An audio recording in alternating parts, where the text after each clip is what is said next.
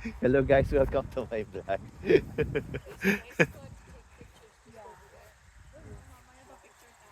Yeah. So guys, andito kami ngayon sa Peter's Apple Yard. The activity today is we're gonna have an apple picking kasi this is the time. Ito yung time na for apple picking. So as you can see here, ito yung parking area at ito yung bungad. So as you can see, there's a lot of apples here. Uh, so for those who haven't seen an apple tree, ito siya. Ito yung itsura niya. Yeah, but this is bungad lang ito ng apple farm. Uh, Nakakatuwa kasi kung makita nyo, so this is the surroundings. Uh, Kasi yung apple picking na pinapunta namin dati sa bandang area ng east, papuntang Markham yun. It's a little bit saturated. But if you can see, there's a different languages. Bienvenido, Shalom, Watami, and there's in the middle is Mabuhay. So I'm not sure if there's a Filipino here, workers or owned by Filipino. I'm not sure. But so, ito yung kanya apple. Ang daming hitik na hitik sa bunga. So, I don't know what we can see over there, but I think they're selling an apple right now. So, yeah. So, may madala kaming pagkain. We brought food. Para we can do picnic here. So, there's tables here where we can sit and eat our food. So, right now, ito yung mga apple plants. Yeah.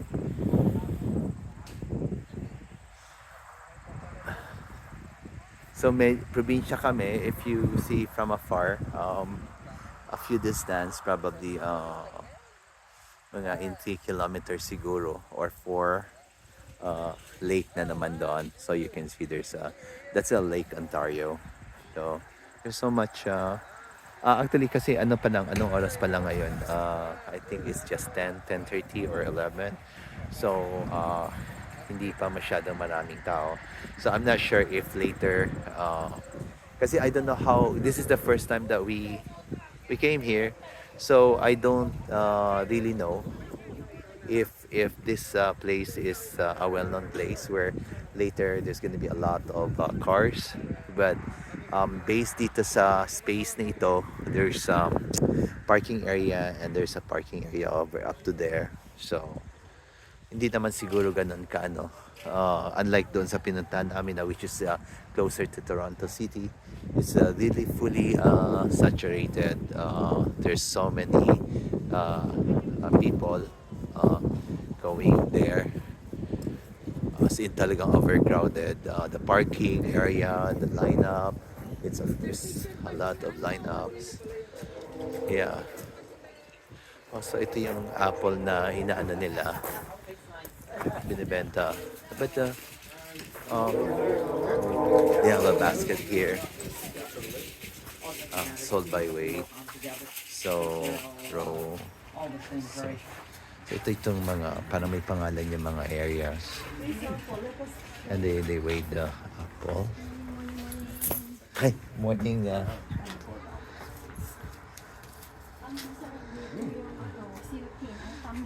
Wala silang parang sana by hour.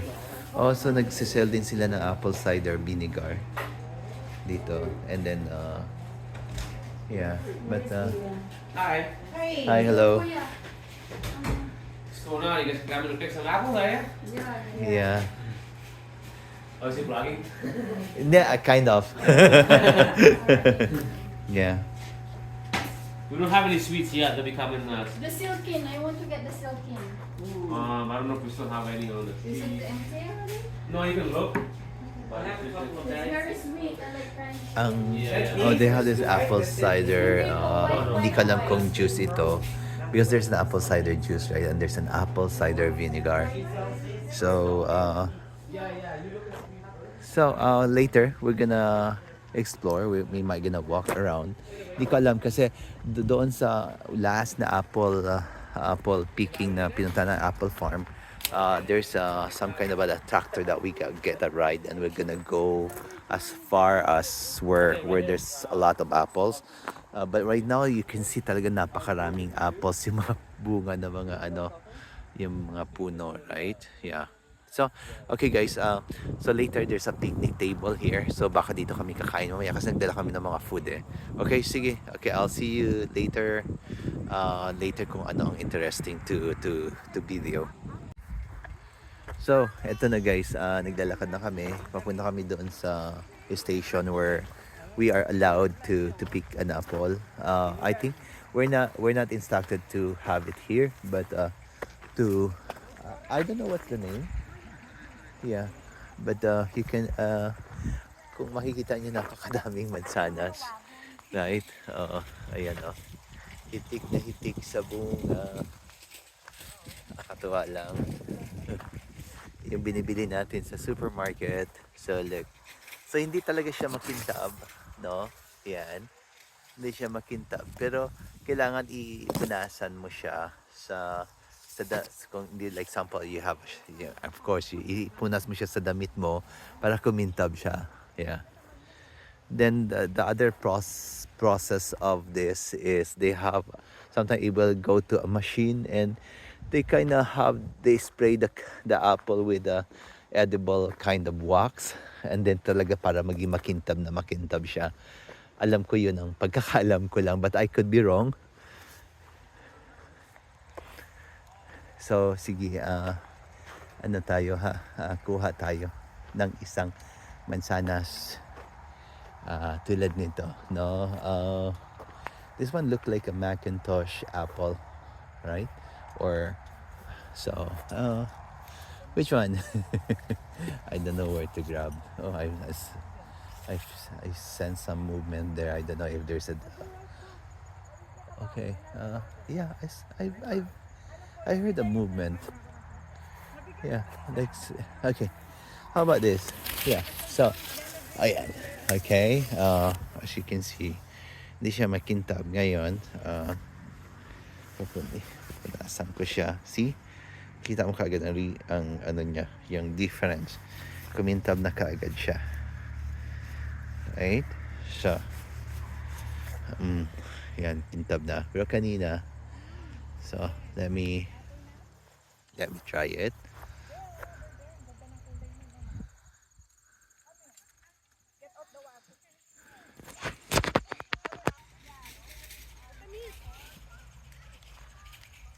Ay, siya.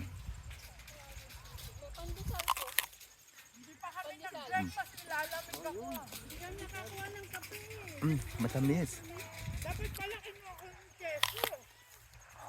Cheers.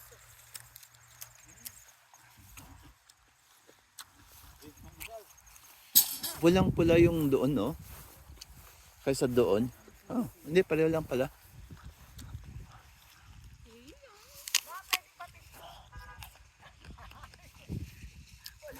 Ang sarap. Iba pala talaga ang fresh, no? Iba ang fresh. Masarap yung silkin, kaya yun nahanapin ko. Ang dami. Saan yan, tita? Pandesal. Kumain ako bago kumuha. Matamis siya. Hindi kami nakakain. Iba pala talaga pag freshly Hindi na walang ng ilaw yung area namin. Iba talaga pag freshly picked. Matamis.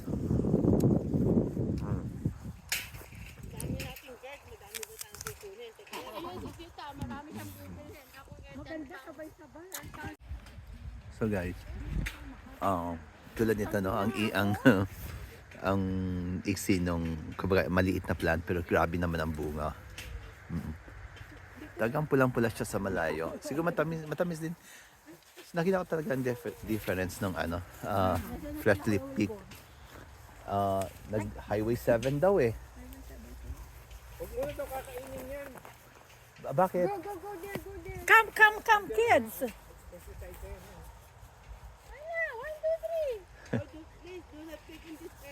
Tita, Tita Lily, come here! Kasama natin si na Tita Bakit? Lily. Bakit? Meron pang pesticide yan. Oh my God. No, don't. So doon ako kumain. Oo nga. Okay lang? Ayun, meron. Ay. Hala. Buti. Buti na lang hindi ako nag-pick doon ng apple kasi meron pa palang pesticide tong area na to. So there's a note there na do not pick this apple here kasi nga may may pesticide pa. Pero doon ako kumain, which is napakatamis. Ang sarap. Ang sarap ng mansanas dito. Natuwa naman ako dito. Yeah, nakakatuwa. Yung hitik. Lalo na yung doon, oh. Nakita niyo yung doon sa taas. Ayan, oh. Yeah. Yeah. Ang, hitik sa bunga. So we're going there.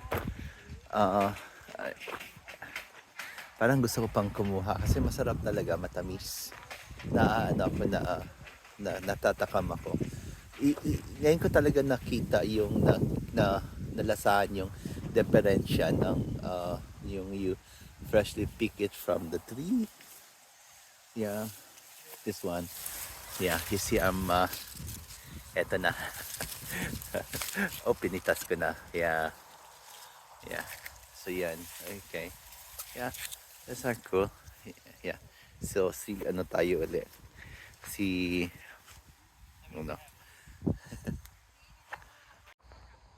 Aha. Ang dami. Ang haba. So, ito another plants of apple. Mga apple trees. Haba nun. Ayan, oh. Kita niyo may mga mansanas. So, another line ito ng mga trees.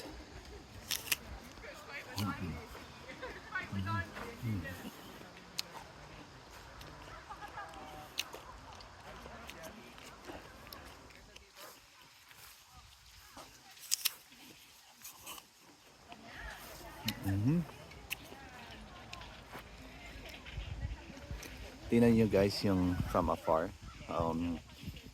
Yung mga trees, mga leaves, nag-iiba na ng kulay. Nagiging pula na.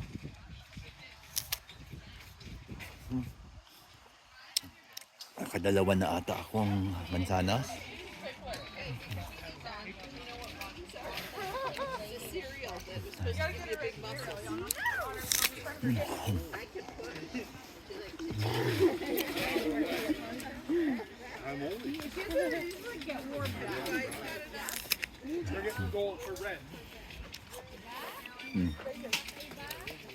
So bawat line, they name it ambrosia. So, oh, ano naman ito? Ha? Silken as in, ang sarap. Apple pa rin ito? Pero matamis ba? Ang sarap, sobrang tamis. Sobrang tamis. Ito naman, itong section na ito, green yung mansana. Sabi nila matamis daw. Tikman ko rin. Matamis? Ay, oo. Mas matamis ito. Matamis, sobrang tamis. Mansanas din siya pero yellow ang kulay. Yeah, iba nga. Masarap nga dito.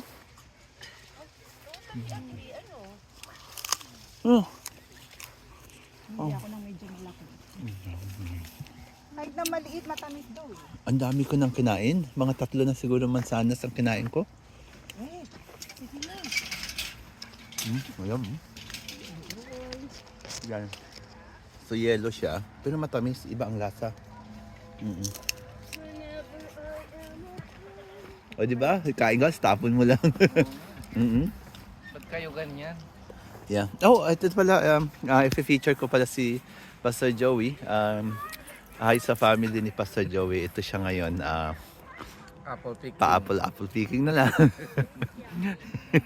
Oo naman, siyempre. Ano man. Blessing ni Lord. Diba? Blessing ni Lord ay yung abundance ba? Ibang-iba pala talaga yung apple dito sa sa Canada. Oo. Siyempre, Saka hindi ba ang ganda nung ano, yung habang nagbibiyahe tayo, makita mo yung Oo, yung kasi daan fall yung season na rito kasi kaya i- along the way yung mga trees iba-iba na yung kulay. color Oo. ng mga Yeah. leaves. Actually, it's a shades nga. Mayroong makita kang parang orange, may makita ka na parang yellow, Yes. and then pinakato niyan may maroon, 'di ba? Oo, may red, oo. Yeah. Na dito mo lang din makikita, isa sa Canada mo makikita yung ganyang changes ng mga Ng mga yeah. leaves. I think Wala- even in Japan they have it in Japan, oh. Korea, yeah. Okay. So but ang Canada lang kasi it's I don't know why even usually the people who lives in those cold weather like Japan, Korea, mapuputi sila. Oo. Right? So that's why here in Canada, 'di ba? Mga puti, right? And now we are tawag dito, sinasakop na natin. yeah. Yeah. Well, ang ano lang dito ngayon talaga sa Canada, Pastor Joey, Yep. maraming mga students, maraming mga immigrants ngayon. So, but majority they are from India. So Marami ring Filipino, but Filipino, but we are still minority, right? Yeah.